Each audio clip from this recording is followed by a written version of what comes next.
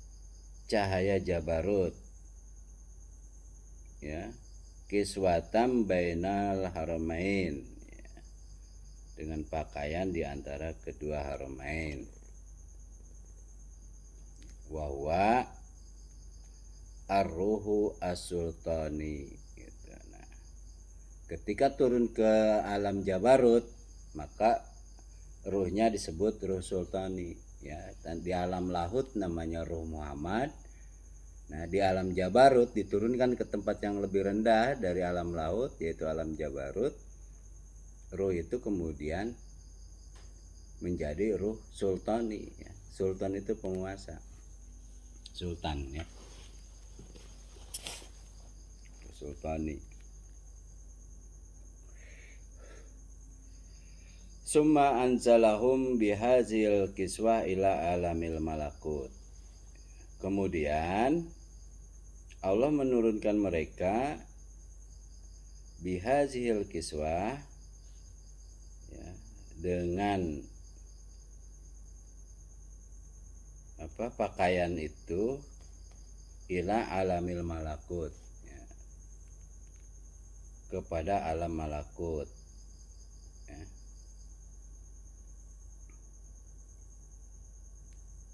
Summa kasahum binuril malakut, kemudian membungkus mereka dengan cahaya malakut. Wahwa ruhu ar-ruhani. Nah, di alam malakut menjadi ruh ruhani, ruh Muhammad, ruh sultani, kemudian ruh ruhani. Nah, ruh ruhani ini adalah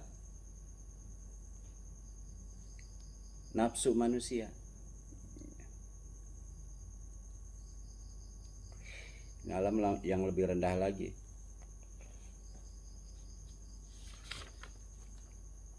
Summa anzalahum ila alamil mulki wa kasahum binuril mulki wa huwa ruhul jasmani. Kita masih berada di alam ruh nih, ya.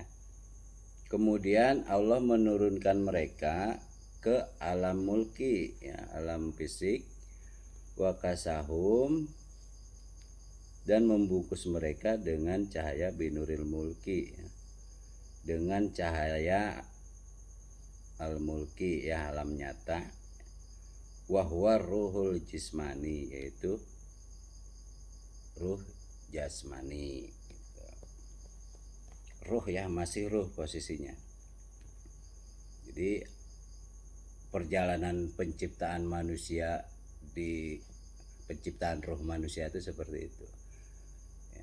Di alam lahut ruh Muhammad, di alam Jabarut ruh sultani, di alam malakut ruh ruhani, dan di alam mulki adalah ruh jismani, gitu. Ini alam ruh. Jadi di alam ruh ada tingkatan, diturunkan sampai ke alam, sampai menjadi ruh jismani. Summa khalaqallahu al-ajsada kama qala Allah Ta'ala minha khalaqnakum wa fiha nu'idukum wa minha nukhrijukum taratan ukhra. Kemudian khalaqallahu al-ajsad, Allah menciptakan jasad-jasad. Kama qala Allah Ta'ala, sebagaimana firman Allah, minha, darinya, ya, dari bumi, dari tanah. Ha, ini tanah maksudnya. Minha khalaqnakum, kami telah menciptakan kalian, ya, dari tanah, gitu kan. Wa fiha nu'idukum, dan ke dalamnya lah, ke dalam tanah itu kalian akan kami kembalikan, gitu. Jadi dari tanah, Allah menciptakan jasad dari tanah, akan dikembalikan ke tanah, ya. Wa nukhrijukum taratan ukhra, dan akan mengeluarkan, ketika dikembalikan ke tanah akan Allah keluarkan kembali, ya, Di apa di sini bahasa di ukhrijukum taratan ukhra, ya, di waktu kesempatan lain gitu. Gitu ya. Jadi Allah ciptakan jasad dari tanah, akan Allah kembalikan ke tanah dan akan dikeluarkan lagi dari tanah itu, ya, dalam waktu yang lain gitu. Wallahu a'lam bishawab. Jadi disinilah kemudian Allah menciptakan jasad. Ya, ini langsung ini udah ruh itu ada tempatnya gitu kan. Malah ruh ada di alam alam lahut, di mana ruh Muhammad ya diciptakan, kemudian ruh Muhammad, kemudian ruh sultani di alam jabarut, ruh malakut di alam malakut itu ruh ar-ruhani, kemudian di alam mulki itu ruh jismani. Nah, setelah itu Allah menciptakan jasad-jasad. Nah, setelah Allah menciptakan jasad-jasad, di sini summa amarallahu ta'ala al-arwaha an tadkhula fil ajsad. Kemudian Allah memerintahkan ruh-ruh tersebut yang tadi, ruh yang udah diturunkan dari alam lahut sampai ke alam sampai ke alam mulki ya, menjadi ruh ruhani, itu diperintahkan oleh Allah untuk masuk ke dalam jasad-jasad yang diciptakan dari tanah. Pada khalat bi amrillahi ta'ala, maka masuklah ruh itu ke dalam jasad atas perintah Allah Subhanahu wa ta'ala. Kama qala Allah ta'ala, sebagaimana firman Allah, wa nafakhtu fihi min ruhi,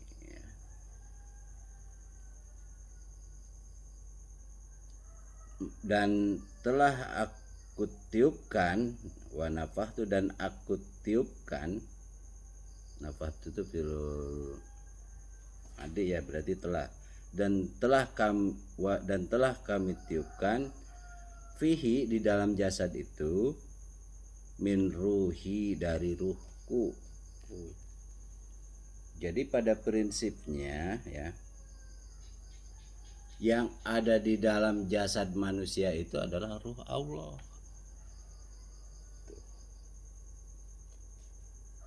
Jadi Allah menampakkan diri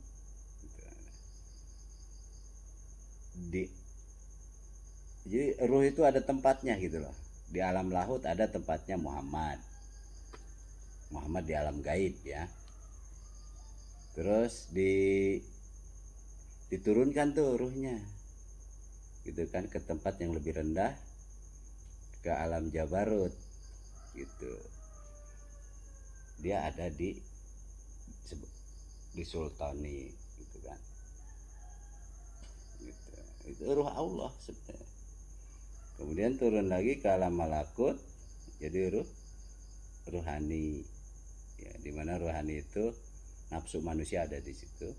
Kemudian ruh jismani di rendah terus, nah sampai ke tempat yang serendah mungkin, yaitu ditaruh di jasad. Nah, di sini di wa nafakhtu fihi min ruhi, dan kami meniupkan di dalam jasad manusia itu dari ruhku, kata Allah gitu. Jadi di dalam diri kita ada ruh Allah.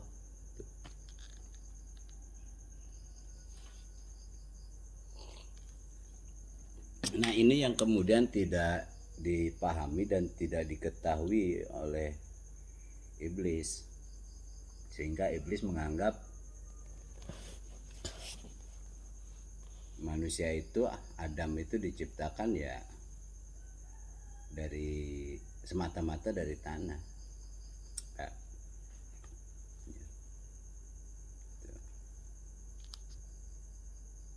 terjawab ya terkait bahasan kita di awal, kenapa kemudian kita dimuliakan oleh Allah ya, dimana dalam hakikat manusia itu di awal kita sudah gambarkan ada 5 ya.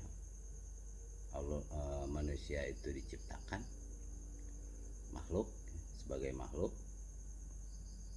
kemudian dimuliakan. Nah, ini salah satu Allah memuliakan manusia adalah dengan meniupkan ruh ke dalam jasadnya manusia, maka manusia menjadi suci, mulia gitu kan. Jadi bayi yang baru lahir itu suci ya, mulia. Nah, ini yang nggak dipahami oleh iblis. Kenapa iblis kemudian menolak untuk bersujud kepada Adam atau manusia?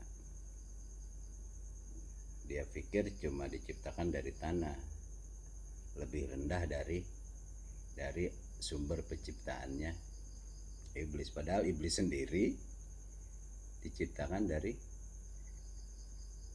Ruh Muhammad, semua penciptaan alam semesta ya, dan segala isinya, alam nyata maupun alam gaib ya, dari Ruh Muhammad. Seperti itu ya.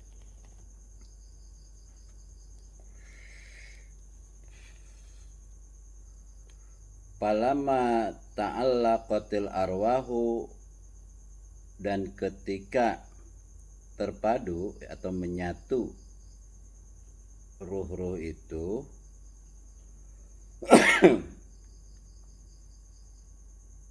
wa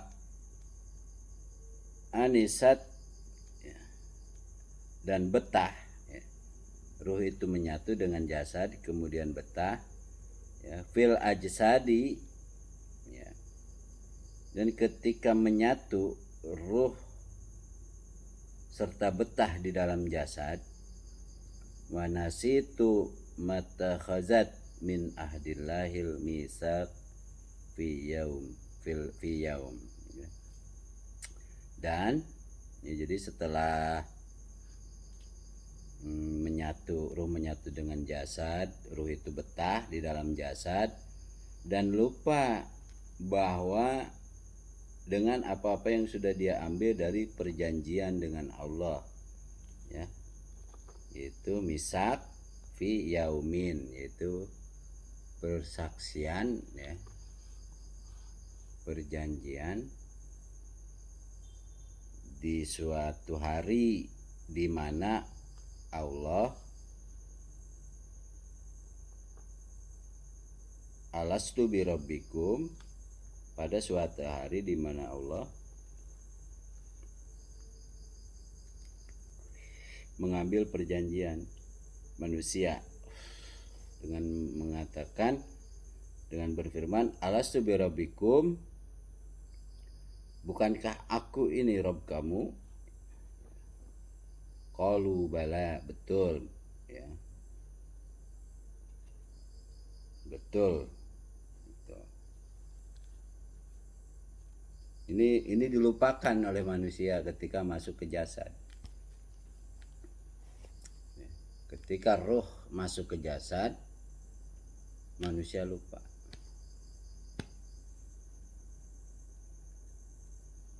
bahwa dirinya sudah mengambil janji setia, sumpah setia kepada Allah gitu.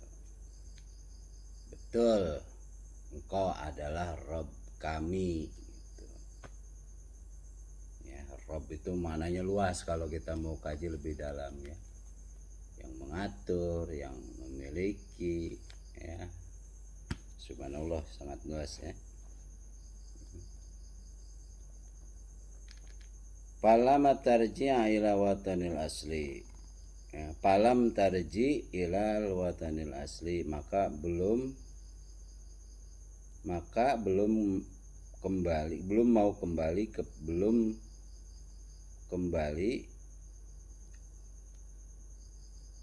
ke ila watanil asli, kepada negeri asalnya, yaitu alam lahut ya, sehingga nggak mau kembali. Fatarah karena ruh ini betah di dalam jasad ya, kemudian setelah masuk ya, kemudian betah dan lupa bahwa dia telah melakukan janji setia ya, melakukan bai'ah pada Allah.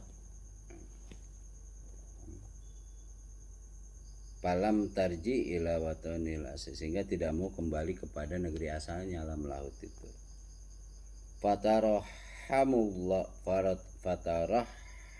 rahman al musta'anu alaihim, maka Allah yang maha pengasih dan maha penolong menyayangi mereka gitu, menyayangi ruh-ruh yang masuk di dalam jasad. Bagaimana bentuk sayang dan pertolongan Allah terhadap mereka ya. Bi inzalil kutubi as-samawiyah, dengan menurunkan kitab-kitab ya, ketetapan-ketetapan ya, peraturan-peraturan, pedoman ya, bagaimana manusia bisa menjalani kehidupan di alam semesta sehingga dapat kembali ke negeri asalnya, bertemu dengan Allah Subhanahu wa taala. Seperti itu ya. Ya, bi inzalil kutubi as-samawiyah ya, dengan kitab samawi. Tazkiratan lahum bidzalikal watonil asli ya, untuk mengingatkan mereka semua dengan negeri asalnya itu ya. Kama qala ta'ala wa dzakkirhum bi ayyamillah gitu ya.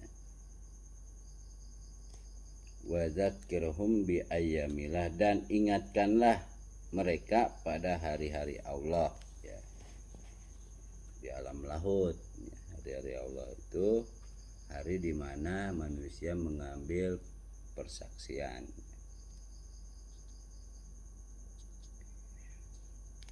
Ayami wisalihi ya, atau hari-hari ya, hari-hari wisalihi ya. Wisal itu keterhubungan ya, artinya wisalihi, hari-hari keterhubungan Allah fi masa baqa, pada masa lalu, ma'al arwah, dengan ruh di alam laut ya. Atau hari-hari keterhubungan Allah dengan ruh di masa lalu ya. Itu di alam laut. Fajami'ul anbiya'i alaihim sholatu wassalam ja'u fid dunya wa zahabu ilal akhirah ya. Kemudian maka semua para nabi, bagi mereka salawat dan salam, ja'u, datang ke dunia dan pergi kembali ke akhirat, lidzalika tanbih, untuk memberikan peringatan. Tuh. Nabi datang dan pergi ya, dari akhirat ya, kemudian kembali ke akhirat untuk memberikan tanbih, peringatan. Faqalla mayazkuru minhum, maka amat sedikit yang mengingat dari mereka.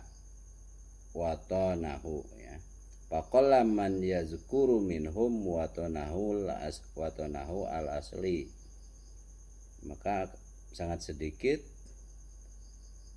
dari mereka yang mengingat negeri asalnya ya. Watonihi, negeri asalnya. Watonahul asli, wa yarji'u wa yastaku ilaihi, ini dan sedikit sekali yang mengingat, sedikit sekali dari mereka yang mengingat, yang kembali kepada negeri asalnya, dan yang yastak itu apa ya? Yastaku ya, yang merindukan ya ilahi. Jadi kalau kita runut, sedikit sekali yang mengingat, sedikit sekali yang ingin kembali, dan sedikit sekali yang merindukan ya negeri asalnya. Wa yasilu ilal alam al asli, dan sedikit sekali yang sampai kepada alam asli, alam negeri asalnya. Enggak semua bisa kembali ke negeri asalnya gitu. Ya, orang-orang yang dicintai dan dirahmati oleh Allah juga enggak semua bisa sampai ke negeri asalnya. Dia cuma sampai kepada Jabarut ya. Kembalinya cuma sampai ke Jabarut, nanti enggak sampai ke Lahut gitu. Jadi setiap manusia sebenarnya sedikit yang sampai ke alam Lahut, kembali bertemu dengan Allah dalam keadaan berseri-seri ya. Nah, sementara yang masuk ke alam Jabarut yaitu mereka yang kembalinya hanya sampai ke alam Jabarut, itulah yang masuk ke dalam surga Firdaus, surga Ma'wa gitu kan gitu. Nah, makanya di akhirat nanti juga ruh manusia itu ingin kembali ke negeri asalnya di alam Lahut sebenarnya gitu. Jadi ada yang nggak sampai, ada yang melewati, nantinya ada yang melewati alam Jabarut, jadi nggak nyampe ke alam Jabarut, tapi nyampe ke alam Lahut. Jadi ya dia nggak bisa dijelaskan ya, nggak, intinya bertemu dengan Allah dengan wajah berseri-seri gitu. Ada di Al-Quran, bisa dilihat ya, dicari lah, atau di hadis qudsi kali ya, saya lupa tuh ya. Jadi surga itu ya pahala Jabarut gitu, di alam Jabarut gitu. Dan yang nyampe ke alam Jabarut itu belum tentu bertemu dengan Allah ya, negeri asalnya, tapi dia mendapatkan surga.